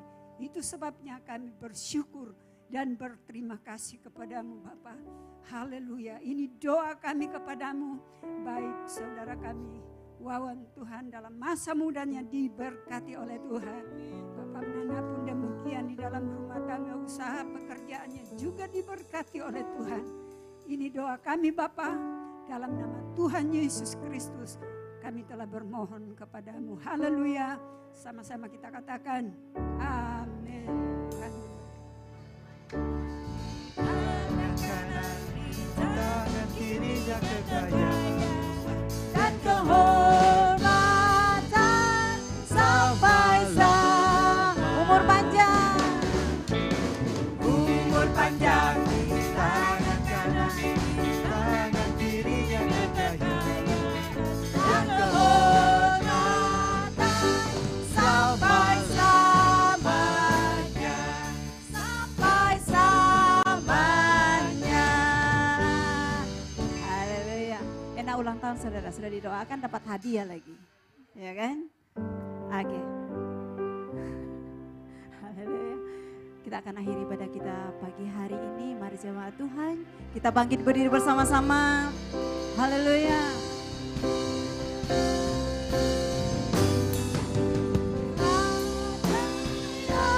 Membimbingku, tanganku dipegang, teguh hatiku. Hatiku berserah penuh, tanganku dipegang, tangan Tuhan. Tuhan yang membimbingku, tanganku dipegang teguh.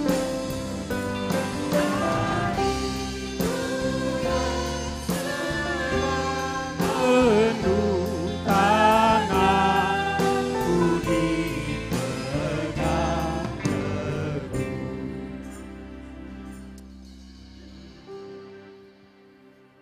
Haleluya. Amin. Inilah Tuhan yang menjadi pengakuan kami di saat ini. Engkau yang selalu memegang kami dengan tangan yang teguh, dan kami tidak akan terjatuh dan terpeleset olehnya Bapa. Di saat ini juga kami datang menghampiri hadirat-Mu, bersyukur dan berterima kasih atas firman-Mu, atas teguran-Mu Tuhan, yang datang meneguhkan kami di saat ini. Tuhan, kami tidak memerlukan apa-apa selain hikmat daripada-Mu Tuhan, yang akan memampukan kami untuk melihat lebih jauh apa yang akan kami buat dan lakukan. Dengan tuntunan Roh-Mu yang Maha Kudus Tuhan, kami percaya, kami imani bahwa hanya hikmat daripada-Mu ya Bapa yang memampukan kami, menguatkan kami setiap saat. Olehnya Tuhan, kami mohon juga Engkau berkati hamba-Mu yang telah menjadi saluran berkat untuk menyampaikan kebenaran firman-Mu. Tuhan, biarlah Engkau Tuhan baharu terus, urapi terus dengan hamba-Mu, dengan kuasa-Mu. Dan biarlah Tuhan pengurapan terus terjadi dalam hidup hamba-Mu. Dimanapun Tuhan Engkau percayakan menyampaikan isi hati Tuhan, di situ menjadi berkat adanya. Kami percaya juga Tuhan Engkau memberkati keluarga hamba-Mu. Engkau memberkati anak-anak hamba-Mu ya Bapa. Biarlah lewat semuanya ya Bapa, nama Tuhan ditinggikan, nama Tuhan yang dipermuliakan. Di saat ini juga Tuhan kami berdoa bagi Tuhan Ibu Gembala Tuhan bersama anak-anak dan cucu-cucu mereka ya Bapa. Tuhan, kami tidak tahu di mana saat ini mereka berpijak Tuhan. Tetapi iman percaya kami sebagaimana Engkau Tuhan hadir di dalam Ibu Gembala, kami memelihara mereka. Hal yang sama juga akan terjadi bagi anak-anak mereka dan cucu mereka Tuhan. Dan lewat semuanya Tuhan, nama Tuhan ditinggikan, nama Tuhan yang dipermuliakan. Ya Bapa, kami juga mengucap syukur di mana Tuhan pada pagi hari ini Tuhan kami telah bersekutu dengan tubuh dan darah-Mu. Dan biarlah dengan persekutuan ini menjadi kekuatan bagi kami Tuhan. Biarlah dengan persekutuan tubuh dan darah-Mu ini membaharui setiap saat kami. Di dalam pengiringan kami akan Engkau. Kami akan tetap kuat, teguh dan taat dan setia di dalam mengiring akan Engkau Tuhan. Karena kami percaya dari dalam tubuh dan darah-Mu Tuhan ada kekuatan. Ada kekuatan ekstra yang dapat memampukan kami untuk melihat jauh ke depan. Dan kami percaya, kami dipulihkan. Kami sudah dipulihkan. Dan kami beroleh hati yang baru daripada Tuhan sendiri. Terima kasih ya Bapa. Saat ini juga kami berdoa bagi bangsa dan negara kami Tuhan. Khususnya pemerintah kami Tuhan. Biarlah kiranya Tuhan Engkau terus juga memberikan hikmat di dalam mengayomi Tuhan masyarakat rakyat Indonesia. Baik itu dari pusat sampai daerah terpencil ya Bapa, kami serahkan semuanya ke dalam tangan Tuhan. Biarlah Tuhan dalam pemeliharaan Tuhan, sehingga Tuhan bangsa kami Tuhan ini merasakan satu keamanan dan kedamaian. Demikian juga Tuhan kami mau berdoa bagi tempat kami ini beribadah ya Bapa. Kami sangat yakin dan percaya Engkau akan mengendalikan segala sesuatunya. Dan biar Roh Kudus-Mu Tuhan yang terus menerus terjaga di tempat ini ya Bapa. Dan juga kami mohon Engkau memberkati Tuhan tetangga-tetangga yang ada di tempat ini. Dan bahkan di dalam kompleks ini ya Bapa. Engkau memberikan Roh-Mu yang Maha Kudus. Memberikan sukacita, memberkati mereka. Dan kehadiran kami di tempat ini beribadah. Biarlah semuanya untuk kemuliaan bagi nama Tuhan.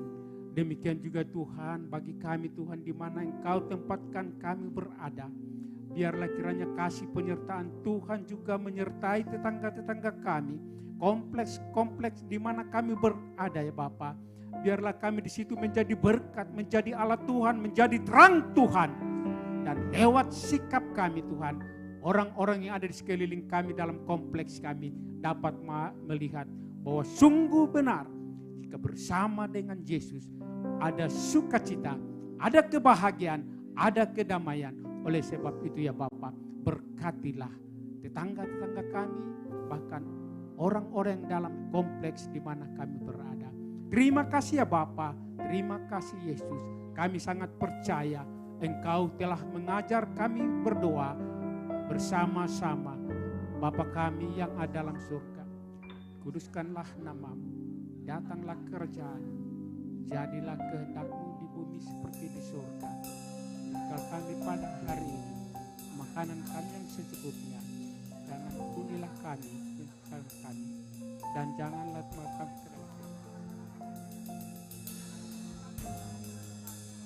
Tapi lepaskanlah kami daripada yang jahat, karena Engkaulah yang punya kerajaan dan kuasa dan kemuliaan sampai selama-lamanya. Haleluya. Turunlah atas kita sekalian berkat sukacita, berkat kekuatan, berkat damai sejahtera yang akan mengawali perjalanan hidup kita hari ini, besok, dan untuk seterusnya. Kami menerima berkat itu di dalam nama Bapa, Putra, dan Roh Kudus, di dalam nama Tuhan Yesus Kristus. Mari bersama-sama kita katakan, amin. Tuhan Yesus memberkati kita semua. Selamat hari Minggu, bersatu dulu sebentar.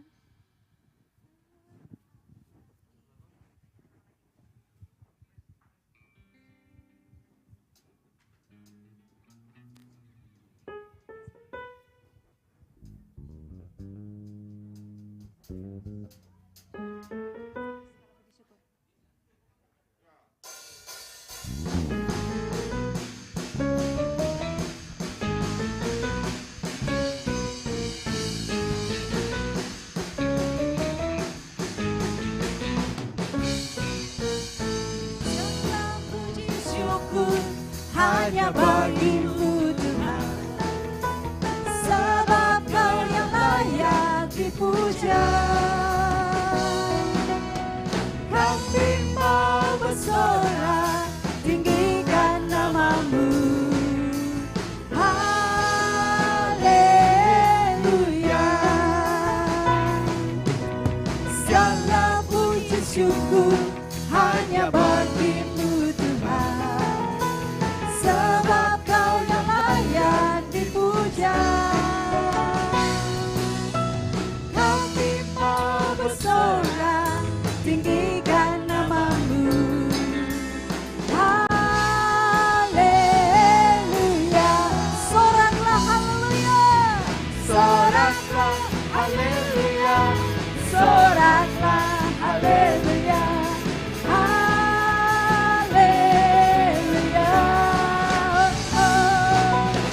Soraklah haleluya.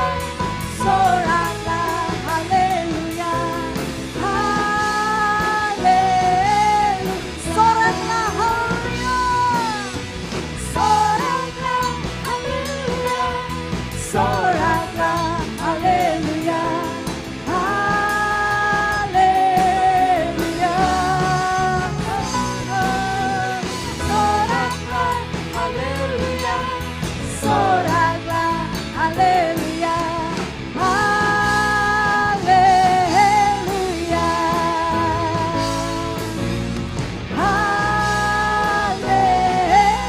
Haleluya. Haleluya.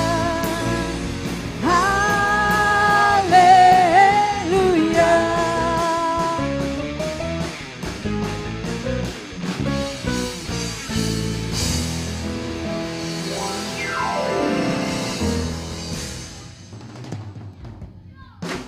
Okay, let us pray. Tamorin, let us pray first.